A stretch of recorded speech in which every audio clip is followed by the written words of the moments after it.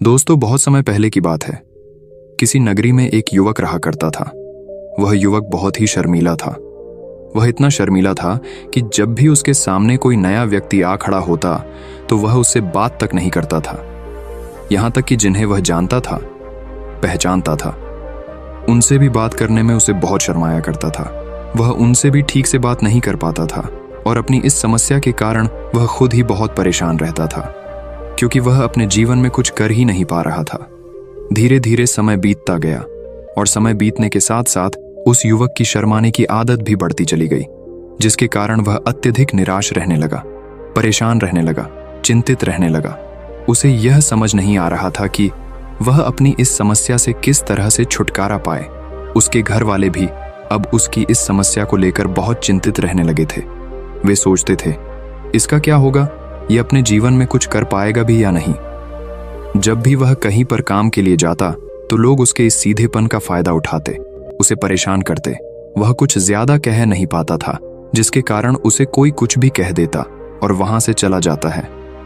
इन्हीं सब कारणों की वजह से उसका मन कहीं भी किसी भी काम में नहीं लगता। वह हर काम को कुछ ही दिनों में छोड़ दिया करता। उसके मन में बहुत कुछ चल रहा था। उसके मन में विचारों के तूफान उठ रहे थे। वह सबसे बहुत कुछ कहना चाहता था, लेकिन अपनी इस आदत के कारण वह किसी से कुछ नहीं कह पा रहा था। वह अंदर ही अंदर घुटता जा रहा था। सारे विचार, सारी बातें उसके मन में ही दबी पड़ी थीं। लेकिन कभी भी वह किसी से भी अपने मन की बात नहीं बताता था। जब छोटा सा बच्चा था तब उसे लोग बहुत पसंद करते थे। उसकी इस आदत को भी लोग सराहते थे। लेकिन इसी आदत की वजह से जब वह बड़ा हो गया, युवा हो गया, तो इसी आदत के कारण उसे अपना जीवन जीने में भी अत्यधिक परेशानियां उठानी पड़ रही थीं। और वह युवक भी अपनी इस गलती के कारण बहुत परेशान रहता। अपनी इस एक आदत से छुटकारा पाना चाहता था। वह चाहता था कि वह लोगों से अपने मन की बात खुलकर कह पाए। जो कुछ करना चाहता है, जो कुछ कहना चाहता है, वह सबसे वह खुलकर कह सके, कर सके। लेकिन जब भी कोई दूसरा उसके सामने आता तो उसकी जुबान मानो खुलती ही नहीं। यहाँ तक कि वह अपने माता पिता के सामने भी ठीक से बात नहीं कर पाता था। केवल उसके कुछ मित्र थे जिनसे वह अपने मन की बात कर पाता था। जब भी वह किसी बात का जवाब देता तो लोग उसकी हंसी उड़ाते थे, उसका मजाक बनाते। लोग कहते हैं कि आज तो तेरे मुंह में भी जबान आ गई है। यह समस्या दिन ब दिन बढ़ती चली जा रही थी और इस समस्या के कारण अब उसके पिता भी अत्यधिक चिंतित रहने लगे थे। वह चाहते थे कि उनका बेटा भी दूसरों के सामने अपने मन की बात रख सके। लेकिन एक दिन जब अपने उस बेटे को दूसरों के सामने शर्मिंदा होता हुआ देख रहे थे, तभी उन्हें बहुत क्रोध आया और वह अपने बेटे को खरी खोटी सुनाने लगे। उन्होंने उसे इतना डांट दिया कि वह युवा लड़का अत्यधिक क्रोधित हो गया और वहां से बिना कुछ कहे वहां से चला गया। शाम हो चुकी थी और अब तक उनका बेटा घर नहीं लौटा था। माता और पिता दोनों बड़े ही चिंतित थे। वे अपने बेटे को वापस घर पर देखना चाहते थे, लेकिन युवा लड़का तो भागते भागते पहाड़ की चोटी पर जा पहुंचा था। वह वहां से नीचे की ओर झांक रहा था और ईश्वर से कह रहा था, हे भगवान, आपने मुझे ऐसा क्यों बनाया? लोग मेरा मजाक उड़ाते हैं, लोग मेरी हंसी उड़ाते हैं। जब मैं इस दुनिया में अपने मन की बात रख ही नहीं सकता, मैं किसी से कुछ कह ही नहीं सकता, तो फिर मैं इस जीवन को जी कर क्या करूंगा? जब भी मैं किसी से कुछ कहने की कोशिश करता हूं तो लोग मेरा मजाक बनाते हैं, मेरी हंसी उड़ाते हैं। यहां तक कि वह मुझसे कुछ भी कहकर चले जाते हैं और मैं उनका जवाब नहीं दे पाता। ऐसा जीवन जीकर मुझे क्या मिलेगा? इसलिए मैं तेरे पास आ रहा हूं।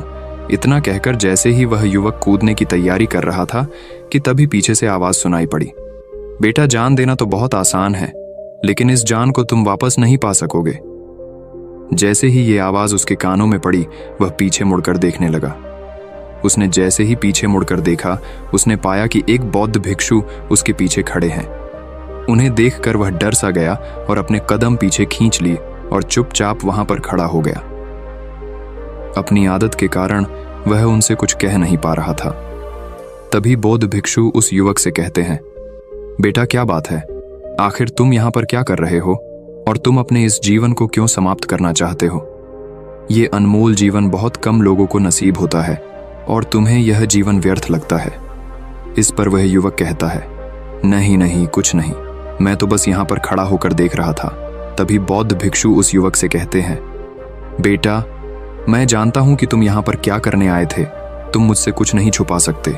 लेकिन मैं चाहता हूं कि तुम अपनी समस्या मुझसे खुद बताओ, तभी मैं उसका समाधान तुम्हें बता पाऊंगा।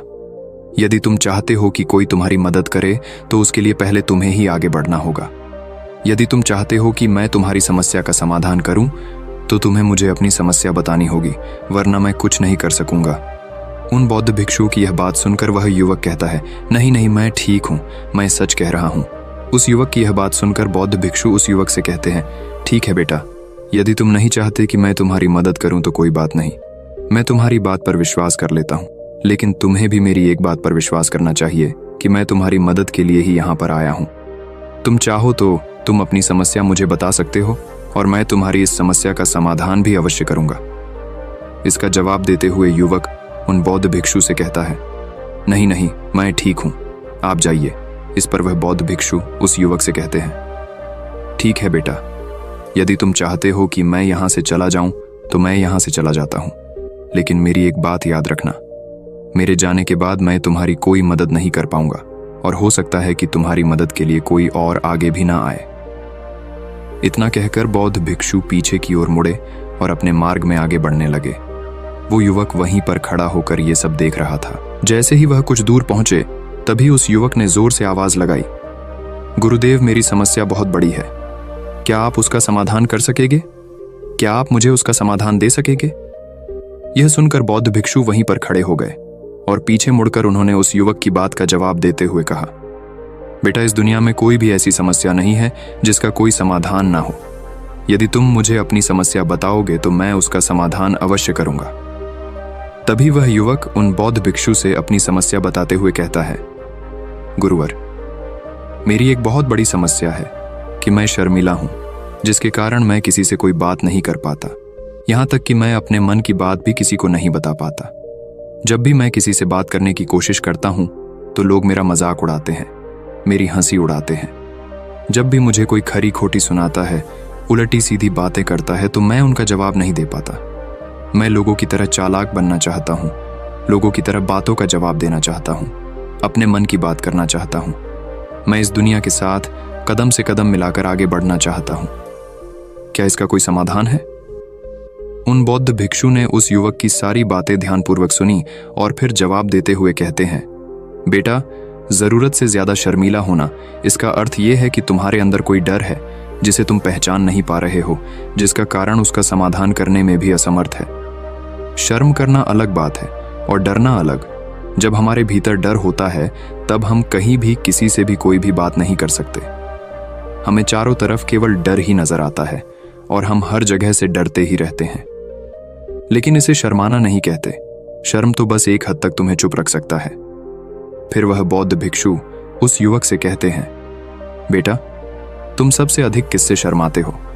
युवक इसका जवाब देते हुए कहता है, गुरुवर, मुझे अपने पिता से बात करने में बहुत शर्म आती है। मैं उनके सामने कुछ बोल ही नहीं पाता। तभी वह बौद्ध भिक्षु उस युवक से कहते हैं, अच्छा, तो ये बताओ, जब तुम अपने पिता से बात कर रहे होते हो या फिर बात करने का प्रयास करते हो तो तुम्हारे मन में कैसे ख्याल आते हैं? युवक इसका जवाब देते हुए कहता है, गुरुवर, जब भी मैं अपने पिता से बात करने का प्रयास करता हूं तो मुझे ऐसा लगता है कि मानो मेरे पिता अभी मुझे डांट देंगे, मुझ पर क्रोध करेंगे, मुझसे नाराज हो जाएंगे और कहीं ना कहीं मुझे यह भी लगता है कि मैं कुछ गलत बात ही करूंगा। यहां तक कि मेरे मन में ऐसे भी ख्याल आते हैं कि शायद मेरे पिता मुझसे प्यार ही नहीं करते। परंतु गुरुवर, आप कहते हैं कि शर्म अलग है और डरना अलग बात है, तो क्या कोई ऐसा उपाय है जिससे मुझे डर ही ना हो? क्या कोई ऐसा रास्ता है जिससे मेरे अंदर का यह डर पूरी तरह से समाप्त हो जाए? कृपा करके मुझे इस समस्या का समाधान बताइए। मुझे अपने इस डर से बाहर निकलना है। मुझे लोगों की तरह अपने इस जीवन को खुलकर जीना है। उस युवक की यह सारी बातें सुनकर बौद्ध भिक्षु उस युवक से कहते हैं, जाओ और अपने पिता से कहो कि मुझे कुछ काम करना है और उसके लिए मुझे आपसे कुछ धन चाहिए। यदि तुम उनसे धन मांगने में कामयाब हो गए तो मैं तुम्हें तुम्हारी समस्या का समाधान अवश्य बताऊंगा। वह युवक काफी घबरा गया। उसने उन गुरुवर से कहा, हे गुरुवर, मुझे यह कार्य न दीजिए। मैं उनसे कुछ नहीं कह पाता। उनके सामने तो मेरी बोलती तक बंद हो जाती है। मैं उनसे धन भला कैसे मांगूंगा? ये बात सुनकर बौद्ध भिक्षु उस युवक से कहते हैं, तब तो तुम्हारी समस्या का कोई भी समाधान नहीं है और ना ही तुम कभी भी अपने जीवन को खुलकर जी पाओगे। ये बात सुनकर युवक उन भिक्षुओं से कहता है, गुरुवर्ग, ऐसा ना कहे, कृपा करके मुझे कोई और कार्य बताइए, कोई ऐसा कार्य जिससे मेरे अंदर का डर पूरी तरह से समाप्त हो जाए। कोई ऐसा समाधान बताइए।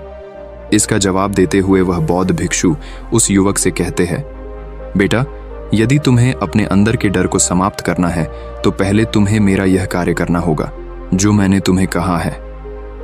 वह युवक घबराकर काफी देर सोच विचार करने के बाद पुन गुरुवर से कहता है, ठीक है, यदि आप चाहते हैं कि मैं इस कार्य को करूं तो मैं इसे करने का पूरा प्रयास करूंगा। इतना कहकर वह युवक अपने घर लौट जाता है। उसे देखकर उसके माता पिता बहुत खुश हो जाते हैं और वह युवक अपने पिता से डरते डरते कहता है, पिताजी, मुझे आपसे कुछ बात कहनी है। इस पर उसके पिता कहते हैं, बोलो क्या बात है। युवक आगे कहता है, पिताजी, मैं कुछ काम करना चाहता हूं और उसके लिए मुझे आपसे कुछ धन चाहिए। क्या आप मुझे कुछ धन दे सकते हैं? इतना सुनकर उस युवक के पिता ने उसकी ओर ध्यान से देखा। काफी देर देखने के बाद वह खुशी से झूम उठे और तुरंत ही उन्होंने कुछ धन अपने पुत्र के हाथों पर रख दिया और कहने लगे, बेटा, इतना धन काफी है कि तुम्हें और चाहिए। इसके जवाब में वह युवक अपने पिता से कहता है, नहीं नहीं पिताजी, इतना काफी है, मैं इतने से काम चला लूंगा। वह युवक को उस धन को लेकर तुरंत दौड़ा दौड़ा उन बौद्ध भिक्षु के पास लौटा और जो धन उसने अपने हाथों में ले रखा था उसे दिखाते हुए वह कहता है, गुरुवर, जैसा आपने कहा था मैं धन लेकर आपके पास आ चुका हूं। मैंने अपने पिता से धन मांग लिया है। अब मुझे आप मेरी समस्या का समाधान बताओ। तभी बौद्ध भिक्षु उस युवक से कहते हैं, अरे इतनी जल्दी क्या है, अभी तो तुम्हें मेरे लिए एक और काम करना है, तभी मैं तुम्हें तुम्हारी समस्या का समाधान अवश्य बताऊंगा। और यदि तुम मेरे लिए इस कार्य को पूरा नहीं कर सके तो मैं तुम्हें कभी भी तुम्हारी समस्या का समाधान नहीं बताने वाला। तभी वह युवक उन बौद्ध भिक्षुओं से कहता है, हे गुरुवर, अभी तो मैंने आपके लिए एक काम किया है, अभी आप मुझे एक और काम करने के लिए कह रहे हैं। तभी बौद्ध भिक्षु उस युवक से कहते हैं, हाँ, तुम्हें मेरे लिए एक और काम करना ही होगा। वह युवक एक बार फिर से काफी देर सोच विचार कर उन बौद्ध भिक्षु से कहता है, अच्छा ठीक है, बताइए अब मुझे क्या करना है। इसके जवाब में बौद्ध भिक्षु उस युवक से कहते हैं, जाओ और यह धन जो तुमने अपने पिता से मांग कर लाया है, इस धन को वापस अपने पिता को लौटा दो और साथ साथ ये भी कहना कि पिताजी, मैं अभी काम नहीं करना चाहता हूं, लेकिन जब समय आएगा तो मैं आपसे यह धन वापस ले लूंगा और उससे अपना काम पूरा करूंगा। यह बात सुनकर युवक एक बार फिर से ऊपर से नीचे तक पूरी तरह से कांप गया और कहने लगा, गुरुवर, आप मुझे कोई और काम सौंप दीजिए, मैं उसे जरूर करूंगा, लेकिन अब यदि मैं धन लेकर उनके पास वापस गया तो वह क्या सोचेंगे मेरे बारे में? मैं तो शर्मिंदा हो जाऊंगा उनके सामने। इसलिए गुरुवर, कृपया करके मुझे कोई और काम दे। तभी बौद्ध भिक्षु उस युवक से कहते हैं, बेटा, जो काम मैंने तुम्हें सौंपा है तुम्हें उसी कार्य को पूरा करना होगा, अन्यथा तुम्हारी समस्या का समाधान मैं तुम्हें नहीं बताने वाला। काफी देर सोच विचार करने के बाद वह उन बौद्ध भिक्षु से कहता है, ठीक है गुरुवर, मैं वापस जाता हूं और ये धन लौटाकर मैं अब भी आता। वह तुरंत दौड़ा अपने पिता के पास वापस लौटा और उसने अपने पिता से कहा, पिताजी, मैं यह धन अभी नहीं लेना चाहता, अभी ये धन आप मुझसे वापस ले लीजिए। जब मुझे कोई काम पड़ेगा तो मैं आपसे ये धन वापस ले लूंगा। उसके पिता ने उस युवक की तरफ घूर घूर कर काफी देर तक देखा और फिर मुस्कुराते हुए कहने लगे, बेटा, मैं समझता हूं कि किसी भी काम को शुरू करने से पहले हमें उसके बारे में जानकारी इकट्ठा करनी चाहिए। उसके बारे में समझना जरूरी है। कब, क्या, कैसे और कब तक करना है, इसके बारे में भी हमें जानकारी लेनी जरूरी है। कोई भी काम ऐसे ही नहीं शुरू किया जा सकता, उसमें हम नहीं होंगे या फिर नहीं, इसका भी अनुमान हमें लगाना पड़ता है। और जब हम इन सभी के बारे में सही जानकारी प्राप्त कर लेते हैं तभी हमें धन लगाना चाहिए। मुझे बहुत खुशी है कि तुमने ये सही निर्णय लिया है। जब तुम्हें यह समझ में आ जाए कि जो कार्य तुम करने जा रहे हो वह तुम्हारे लिए उचित है, तब तुम चाहो तो मैं तुम्हें यह धन वापस लौटा दूंगा। युवक अपने पिता से यह सारी बातें सुनकर मन ही मन बहुत प्रसन्न था। उसने ये तो उम्मीद तक नहीं की थी कि उसके पिता हंसकर उसे इस तरह से सारी बातें समझाएंगे। वह मन ही मन ये सोच ही रहा था कि तभी उसके पिताजी उसके और करीब आए और अपनी उस युवा बेटे को गले से लगा लिया। जैसे ही उसके पिता ने उस युवक को गले से लगाया, उसको बहुत अच्छा महसूस हुआ। उसका आत्मविश्वास, उसका हौसला और बढ़ता गया। उसके बाद युवक वापस पुन गुरुवर के पास लौटा और कहने लगा, गुरुवर, जैसा आपने कहा था मैंने बिल्कुल वैसा ही किया है। मैंने धन अपने पिता को वापस कर दिया है। अब तो कृपया करके मुझे मेरी समस्या का समाधान बता दीजिए। तभी बौद्ध भिक्षु उस युवक की तरफ देखकर मुस्कुराते हैं और इस युवक से कहते हैं, बेटा इतनी जल्दी क्या है, अभी तो तुम्हें मेरे लिए एक और काम करना ही पड़ेगा। वह युवक कहता है, महाराज, आप आखिर मुझसे बार बार इस तरह से काम क्यों करवा रहे हैं? क्या आपके पास मेरी समस्या का कोई समाधान नहीं है? कहीं आप मुझे बेवकूफ तो नहीं बना रहे? जिस तरह से लोग मुझे बेवकूफ बनाते हैं, क्या आप भी मेरे साथ वही तो नहीं कर रहे? आपने कहा जाओ अपने पिता से पैसे मांग कर लाओ, मैंने पैसे मांग कर लाए आपने, फिर कहा जाओ ये पैसे अपने पिता को लौटा कर आओ। मैंने आपके कहे अनुसार बिल्कुल वैसा ही किया, और अब आप कह रहे हैं कि मैं आपके लिए एक और काम करूं? नहीं, ये मुझसे नहीं होगा।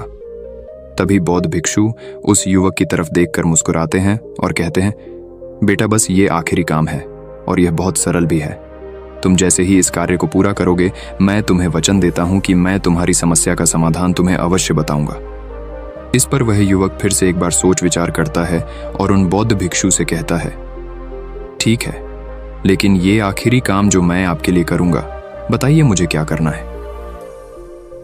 तभी बौद्ध भिक्षु एक मूर्ति निकालकर उस युवक के हाथ में थमा देते हैं। वह मूर्ति देखने में बहुत ही साधारण सी थी, लेकिन वह बौद्ध भिक्षु उस युवक से कहते हैं, बेटा तुम्हें इसे बाजार में ले जाना है, इसे बेचना है और इसके बदले में तुम्हें 100 सोने के सिक्के लेकर आने हैं। जब तुम यह करने में सफल हो जाओगे, तभी मैं तुम्हें तुम्हारी समस्या का समाधान तुम्हें बता पाऊंगा। वह युवक उस मूर्ति को अपने हाथ में लेकर बड़े ही गौर से देखता है और उन बौद्ध भिक्षुओं से कहता है, हे गुरुवर, ये तो बड़ी ही साधारण सी मूर्ति लग रही है, मानो मिट्टी की बनाई गई। इसके लिए भला 100 सोने के सिक्के मुझे कौन देगा? कहीं आपका माथा फिर तो नहीं गया है? इसके 1 या 2 सोने के सिक्के मिल जाए वही बहुत है, लेकिन इसके लिए 100 सोने के सिक्के कोई नहीं देगा। तभी बौद्ध भिक्षु उस युवक से कहते हैं, बेटा मैंने जो तुम्हें काम सौंपा है, यदि तुम उसे पूरा करोगे तभी तुम्हें तुम्हारी समस्या का समाधान मिल पाएगा, अन्यथा तुम चाहो तो अपने घर लौट सकते हो, फिर से वही अपने पुराने जीवन में जहां लोग तुम्हारा मजाक बनाते हैं, लोग तुम्हें डराते हैं, सताते। मैं तुम्हें यहाँ अपने डर को निकालने में तुम्हारी मदद कर रहा हूँ। तुम मेरे यहाँ काम करके अपने डर को धीरे धीरे भगा पाओगे। मेरे इस काम को पूरा कर दो, तुम्हें सब समझ आ जाएगा। वह युवक उन बौद्ध भिक्षुओं की बात सुनकर मन ही मन ये विचार करता है कि मुझे तो मेरी समस्या का समाधान किसी भी हालत में चाहिए, जिस कारण वह उस मूर्ति को उठाकर बाजार की ओर चल पड़ता है। बाजार पहुंचकर वो एक जगह चुपचाप उस मूर्ति को लेकर खड़ा हो जाता है और इंतजार करने लगता है कि कोई आएगा और उसे उस मूर्ति के बारे में पूछेगा, और तब वह उस मूर्ति के लिए 100 सोने के सिक्के की मांग करेगा। देखते ही देखते काफी समय बीत गया, लेकिन अभी तक उसके पास कोई भी व्यक्ति नहीं आया था। उसने आसपास देखा तो लोग चिल्ला चिल्ला कर अपने सामानों को बेच रहे थे, जोर जोर से आवाज लगा रहे थे। उसने भी सोचा, यदि मुझे अपनी इस मूर्ति को बेचना है तो मुझे भी जोर जोर से आवाज लगानी होगी। उस युवक ने चिल्लाना शुरू किया, लेकिन वह इतनी जोर से नहीं चिल्ला रहा था, उसकी आवाज उसे खुद तक सुनाई नहीं पड़ रही थी। तो भला उसकी आवाज को दूसरे कैसे सुनते, जिस कारण उसे कोई भी व्यक्ति खरीदने के लिए तैयार नहीं था। धीरे धीरे शाम का समय हो चुका था और उस व्यक्ति को यह डर था कि कहीं वह बौद्ध भिक्षु वहां से कहीं चला ना जाए, अन्यथा उसे उसकी समस्या का समाधान कौन देगा। ये सोचकर उसने जोर जोर से आवाज लगानी शुरू की कि 100 सोने के सिक्के में यह मूर्ति ले लो। उसकी आवाज सुनकर लोग उसके पास आने लगे और उससे यह सवाल करने लगे, इस मूर्ति में ऐसा क्या है जो तुम इसके लिए 100 सोने के सिक्कों की मांग रहे हो? इसके अंदर ऐसा कुछ तो खास होगा ही। युवक काफी देर सोच विचार कर उस युवक से कहता है, नहीं नहीं, मुझे कुछ नहीं पता, मैं तो बस ये मूर्ति यहां पर बेचने आया हूं। तभी उसमें से एक युवक उस युवक से कहता है, अगर ऐसी बात है तो इस मूर्ति को कोई नहीं खरीदने वाला। आखिर इस मूर्ति में ऐसा क्या खास है जिसके लिए तुम सोने के सिक्के की मांग कर रहे हो? ये तो तुम्हें बताना ही पड़ेगा। धीरे धीरे कई लोग उसके पास आए और सभी ने बस एक ही सवाल किया, आखिर इस मूर्ति में ऐसा क्या खास है, ऐसी क्या बात है जिसके लिए तुम सोने के सिक्के की मांग कर रहे? उस युवक ने उससे बातचीत की, उन्हें समझाने की कोशिश की, कई प्रयत्न किए, लेकिन कोई भी उस मूर्ति को सोने के सिक्के देकर खरीदने के लिए तैयार नहीं था। वह निराश हो गया, उसे कुछ समझ नहीं आ रहा था कि वह क्या करे। तभी बाजार में उसने देखा कि कुछ लोग अपने सामानों की खासियत बता रहे हैं, उसे बेचने के लिए उसकी खास खास बातों के बारे में लोगों को समझा रहे हैं। ये देखकर उसने भी सोचा कि मुझे भी इस मूर्ति की कुछ खासियत लोगों को बतानी है। उसने फिर एक बार जोर जोर से आवाज लगानी शुरू की, समस्या का समाधान निकालने वाली मेरी गुरु की इकलौती मूर्ति, जो इस दुनिया में केवल एक ही है। जिसके पास भी यह मूर्ति होगी उसके घर में कोई समस्या नहीं होगी। यह मूर्ति उस समस्या का समाधान तुम्हें अवश्य बताएगी। ये सुनकर लोग उसके पास पहुंचने लगे और उसे ये सवाल करने लगे, क्या सच में यह मूर्ति जिसके पास होगी उसके पास कोई समस्या नहीं होगी? क्या सच में यह सभी समस्याओं का समाधान करती है? उसका जवाब देते हुए युवक कहता है, हाँ, सभी समस्याओं का समाधान कर देती है। यदि आप इस मूर्ति को ले जाते हैं, आपके घर में कोई भी समस्या होगी तो उसका समाधान यह आपको अवश्य बताएगी। चाहे कोई भी समस्या हो, कैसी भी समस्या हो, कैसी भी परिस्थिति हो, आपको इसका समाधान अवश्य मिलेगा। इतना सुनने के बाद अब वही एक मूर्ति सबको चाहिए थी, उस मूर्ति के दाम लगाने लगे। कोई उसे 200 सोने के सिक्के, तो कोई 400, कोई 6, 7, तो कोई 1000 सोने के सिक्के देने के लिए तैयार था। उस मूर्ति की कीमत लगातार बढ़ती जा रही थी। जैसे जैसे लोगों को पता चलता जा रहा था कि ये मूर्ति लोगों की समस्या का समाधान करती है, लोग उसे किसी भी कीमत पर खरीदने के लिए तैयार हो गए थे। अब वह युवक भी आत्मविश्वास के साथ और जोर से चिल्ला रहा था, लोगों को उस मूर्ति के बारे में समझा रहा था, बता रहा था। अब उसके मन में कोई डर नहीं था। वह लोगों को उस मूर्ति के बारे में पूरे आत्मविश्वास के साथ बिना घबराए उस मूर्ति की खासियत बताने में लगा हुआ था, जिसके कारण लोग उस पर भरोसा कर रहे थे और वह भरोसा लोगों की नजरों में नजर भी आ रहा था। जैसे जैसे अंधेरा होता गया, लेकिन लोगों की भीड़ मानो कम होने का नाम ही नहीं ले रही थी। लोग उस मूर्ति को खरीदना चाहते थे। उस युवक ने जोर से आवाज लगाई कि मुझे क्षमा करे, यह मेरे गुरु की मूर्ति है और मैं इसे बेचना नहीं चाहता। इतना कहकर वह युवक उस मूर्ति को लेकर वापस खाली हाथ लौट आया और उन गुरुवर के पास पहुंचा और उन गुरुवार से कहने लगा, हे गुरुदेव, आपका बहुत बहुत धन्यवाद। इस मूर्ति ने मेरी समस्या का समाधान कर दिया। मुझे समझ में आ गया कि मेरी क्या समस्या थी। हालांकि मैं इसे बेचकर सोने के सिक्के तो आपके लिए नहीं ला पाया, लेकिन मुझे मेरी समस्या का समाधान अवश्य मिल गया। आपका बहुत बहुत धन्यवाद। इस बात को सुनकर बौद्ध भिक्षु उस युवक से कहते हैं, बेटा, मैंने तुम्हारी समस्या का समाधान नहीं किया है, तुमने तो खुद ही अपनी समस्या का समाधान किया। अपनी समस्या तुमने खुद ही सुलझा ली है। तुम्हारे मन में हजारों सवाल थे, मैं ये करूंगा तो लोग मेरे बारे में क्या सोचेंगे, यदि मैं अपना मुंह खोलूंगा तो लोग मेरे पर हंसेंगे, यदि मैंने मुंह खोला तो मैं कुछ गलत ही करूंगा। ऐसे कई सारे विचार तुम्हारे मन में थे, ऐसे कई सारे डर तुमने अपने मन में पाल रखे थे। लेकिन जब इस मूर्ति के बेचने के दौरान तुमने उन हजारों लोगों का सामना किया, उनके सामने खुलकर अपनी बात रखी, उनके सामने खुलकर वह कहा जो तुम्हें कहना था, तो तुम्हारे मन का डर खुद खुद समाप्त हो गया। जिसे तुम शर्मा ना कहते थे, वो अपने आप ही तुम्हारे भीतर से कहीं गायब हो गया। युवक अपने गुरु की यह बात सुनकर अपने गुरुवार से कहता है, गुरुवर, आप सही कहते हैं। आपने आज मेरे मन में वो विश्वास जगा दिया है जिसे मैं अब अपने जीवन में कुछ भी हासिल कर सकता हूं। आपका बहुत बहुत धन्यवाद। डर को धीरे धीरे खत्म करने से ना ही आपको शर्म आएगी और ना ही डर लगेगा, और जब आपके भीतर का डर हमेशा के लिए समाप्त हो जाएगा तो आप अपने जीवन में जो भी कुछ करना चाहते हैं, जो भी कुछ पाना चाहते हैं, उसका रास्ता आपके लिए पूरी तरह से साफ हो जाएगा और आप अपने मार्ग पर तेजी से आगे की ओर बढ़ने में सक्षम भी हो जाएंगे। इसलिए लोग क्या कहते हैं, क्या कहेंगे, ये सब छोड़ दीजिए और खुद पर विश्वास कीजिए, क्योंकि आप ही हैं जो अपने इस डर का सामना कर सकते हैं। दोस्तों, सच्ची श्रद्धा से कमेंट में नमो बुद्धाय जरूर लिखिएगा। इस वीडियो को लाइक करें तथा अपने दोस्तों के साथ शेयर करें और हमें सब्सक्राइब करना ना भूलें। और हाँ, इस वीडियो से कोई भी सवाल है तो आप कमेंट में पूछ सकते हैं। अगर कोई नहीं है तो आप कमेंट में नमो बुद्धाय लिखना ना भूलें, क्योंकि आपकी कमेंट से हमें वीडियो बनाने का मोटिवेशन मिलता है। धन्यवाद।